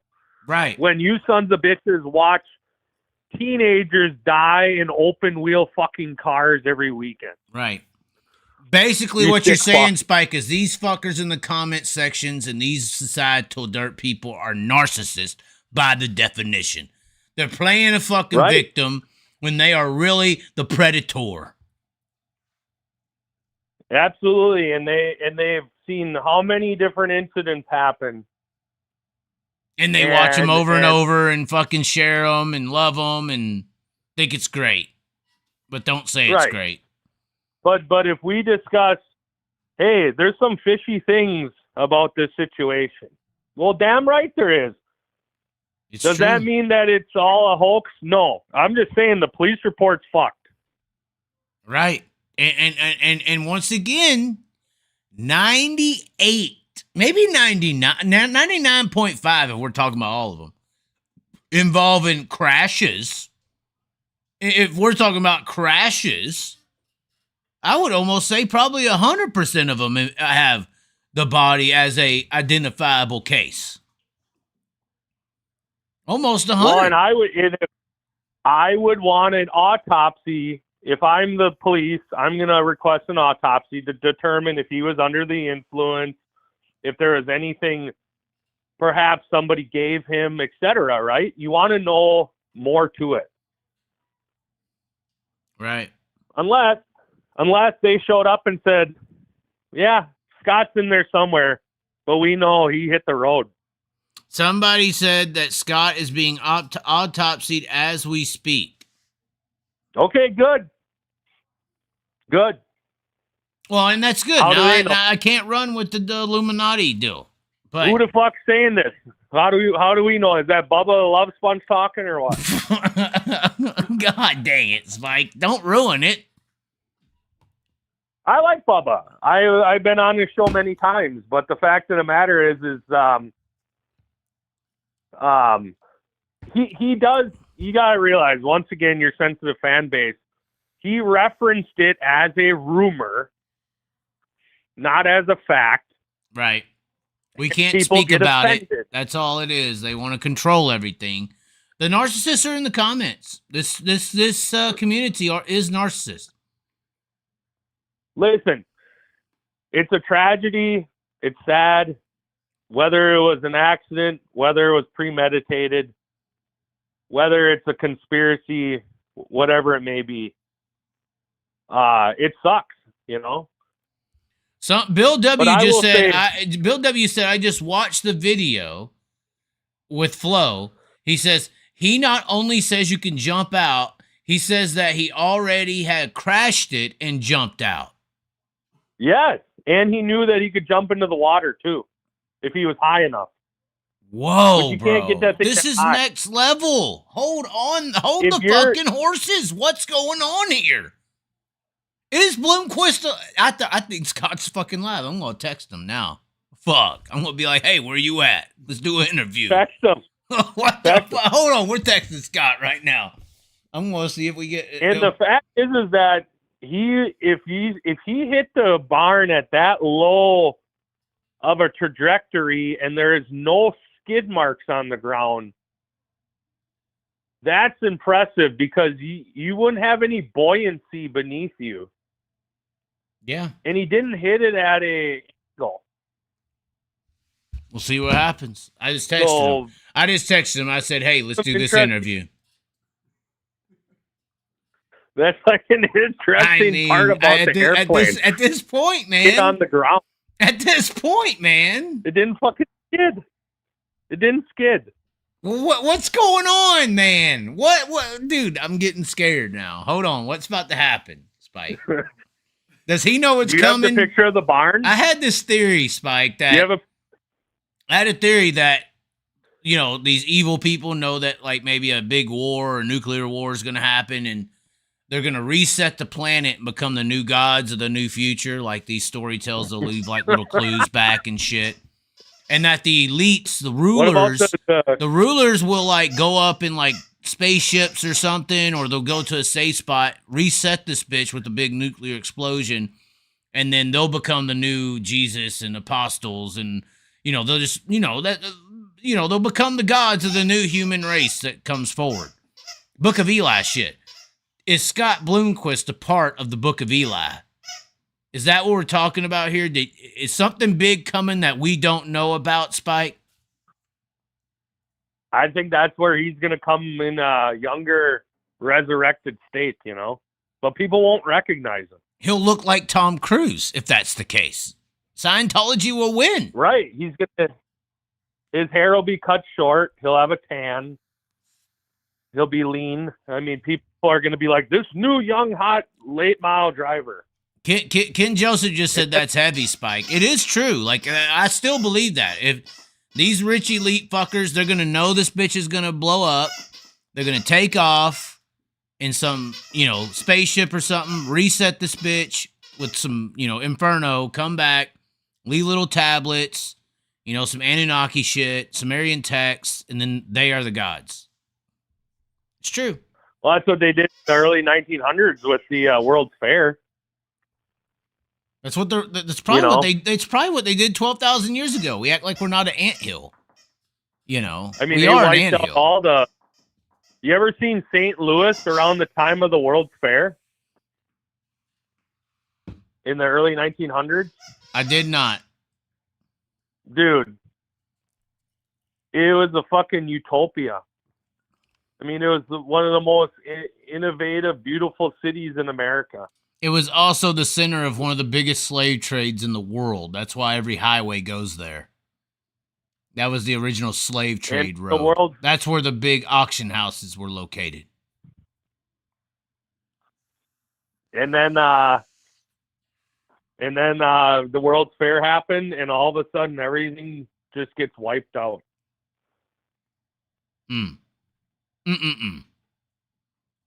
Which was a big meeting of the elites. What about the Tulsa, Oklahoma? Yeah, the black where they Gremlins attacked the blacks. Yeah. No, the little, like Christopher Bell, the little gnomes. What the fuck did Spike just say, Sean? What the You're fuck? talking The about... little gnomes. We're not on shrooms tonight, Spike. No, you talked about them in previous videos about the gnomes of Oklahoma, and that Christopher Bell is one of them. I don't. Did I say that, Sean? They're like these evil trolls. What are you talking about? Gnomes, gnomes are a part of the demonic entities of Viking culture. It's a Viking culture demonic entity. It's Tinkerbells. It's the Vikings version of Tinkerbells. You said that there's like these little elf. No, it's elf people. Then there's these little elves that are from Oklahoma that are. Somebody said, "Can you get the dog to start squeaking the toy again?" Oh my god! All right, come on, dude. How would you not remember this? Because you went into great detail about it. Why Christopher Bell is one of the elites is because he's from these Oklahoma Tulsa elf clans. No, that would be the Freemasons. I've speculated and say that I say that Christopher Bell is a part of the Freemasons. And that's true, but I don't know about no gnomes. Gnomes and Freemasons don't go along. Yeah, I don't know why I would say this. It was gnomes or midgets or elves or... Ricos. See, you get goddamn dementia amnesia about cool shit. No, I would love to see this. I would love to see this. I would love to see this clip. All the cool shit that I don't think this is true, Spike. I would not mix Freemasons with gnomes. It's two different paganisms. And then I bring it up, and then you're like, I don't recall saying this.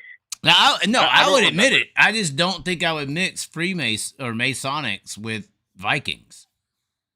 I don't think I would do that. You were saying that Christopher Bell was supposed to be the blood sacrifice, and then remember when, but then Larson got in the way, and that's when Bubba hit Larson.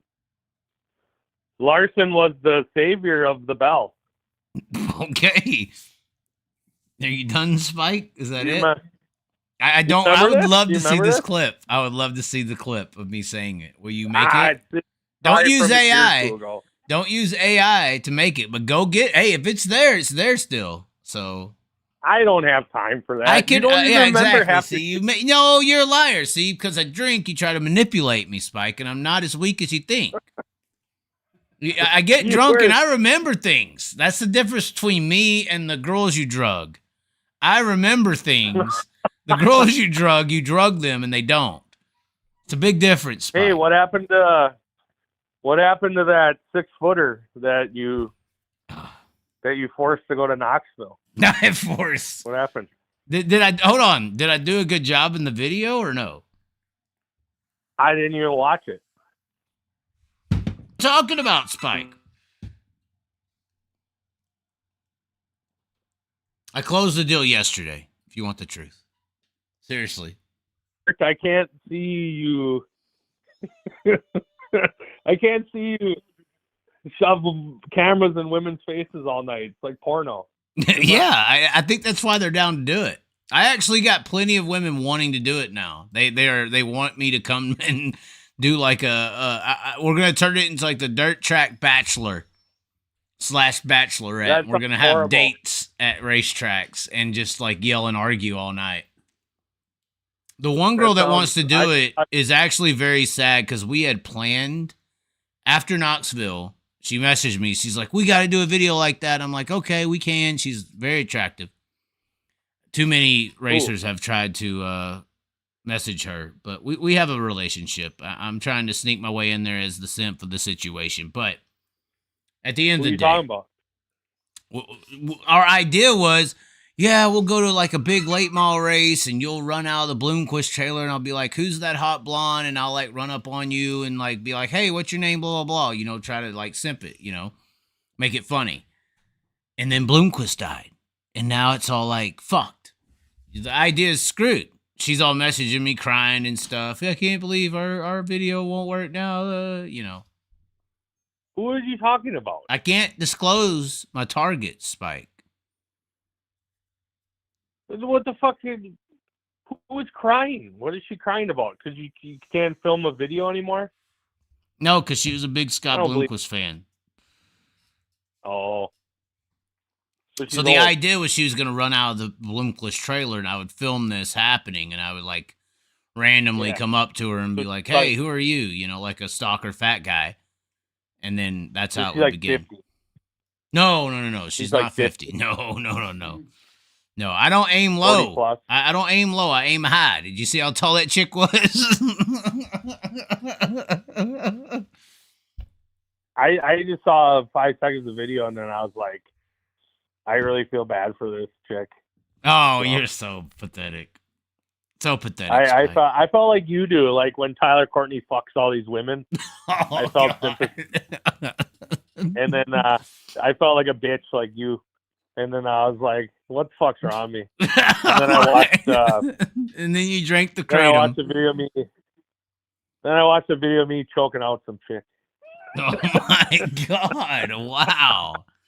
That's the only reason they sign up for the Spike, right? Is to get that treatment. They got to have some kind of weird punishment fetish. That's the only way they sign up for the Spike. It's not me.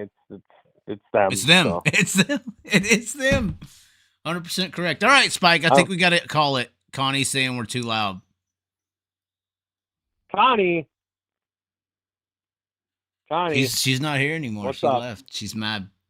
Oh. She's mad we're yelling on a Tuesday or Monday. It's not even 11. I know. It's about to be, though, in 5 minutes. Well, we got 5 more minutes, but hey, all of our cool videos got deleted unless you deleted them. Do we need to rehash this with him? Yeah, I woke up Monday and YouTube demonetized me, Spike. Hey, what? YouTube demonetized me. For how long? Well, what was it, like 3 days? Yeah, something like that. Yeah. Oh. Because of the videos. Well, you know what? You hear that, you cheap sons of bitches in the chat? Super chat right now. I spent $100 fucking on drugs for the Chaz. That is not what happened. You're a liar. I got them sponsored. I got the drugs sponsored. I did.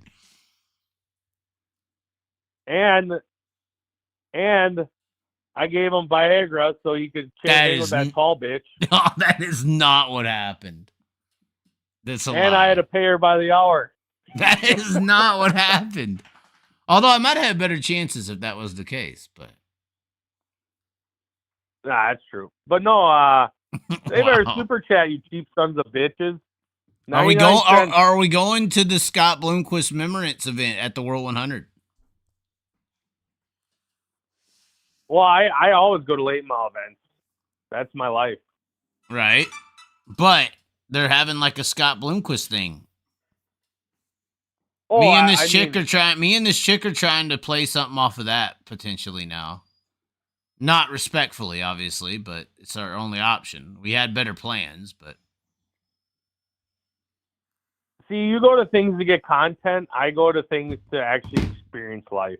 So. I go to experience life and I make content out of the life I experience. Big difference. Yeah, but the only cool videos you get are when you experience me. That is 'Cause I'm not fucking true. cool. I have millions of views that have nothing to do with you, Spike. Nothing at all, period. None of them are cool, though. They're pretty. I mean, they get views, so I mean, somebody likes them. I'm sorry, it ain't all about you, They're the Spike. You Every narcissist. time. They're the same video every time. No, they're not. No, that's not true. I mean, have your fans I not get realized more that views filming a fucking robot arm making me a coffee than you could ever think of. Even your date, your paid to play date, you did the same interview with her as everybody. Does nobody notice this? You're Or am I the lying, only one? Spike. You're wrong. You're lying. I Typical don't- Spike. Is anybody don't- surprised that Spike is lying? I don't think they are. Nobody super chatted, did they? Nope. You don't control as well as That's you think great. you do. It's not some 20-year-old predator. You know, you Hey. can't just drug them up and make them do what you want. Speaking of cheap, nobody will even buy High Bank Oh, National start-finish line prime. This is true, ladies and seat. gentlemen. So we got to put this up. For- Oh, it's back. Are you there? Are you there? Maybe that's for the best. But yeah, Spike, we lost connection. We are back. Spike does have 3 days of USITS tickets on eBay. Jake on eBay. World of Outlaws tickets, High Bank Nationals, 30, 31, and September 1st, $39. And he couldn't sell them. This is the second listing. $40, and you can get like $150 worth of tickets. That's crazy that it can't sell. Buy it now for $100, which is $50 off. So if you are thinking of going to the Houston High Bank Nationals, here are some tickets.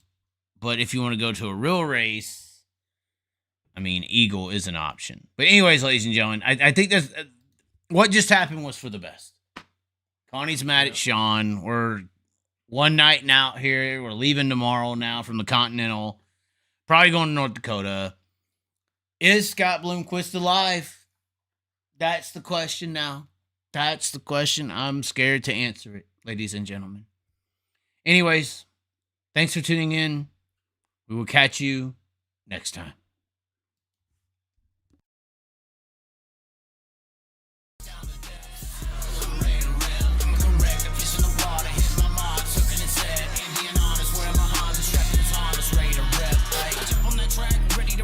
Ready to rip, ready to reach. Place my bets, hey, you never know when playing on hopes what you could achieve. Making the goal, peace with the soul, don't matter the bottom with what you believe. Cause if I'm taking it all in the calling, it's harder with nothing that's harder than free. Not giving up, no, don't trip, gotta go. Take a slip, make a pass in the low. Put it down the gas for a show.